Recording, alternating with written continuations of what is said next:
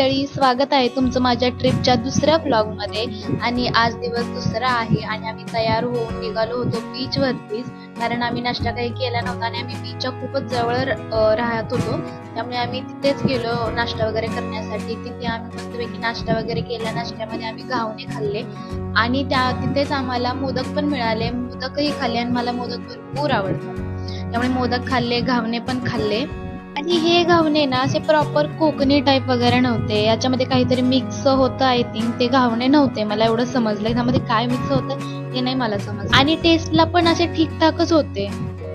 तर मग घावणे खाल्ले. त्यानंतर आम्ही मॅगी पण घेतली होती नाश्त्यामध्ये, चहा वगैरे पिलो आणि निघालो आम्ही मंदिराकडे जायला.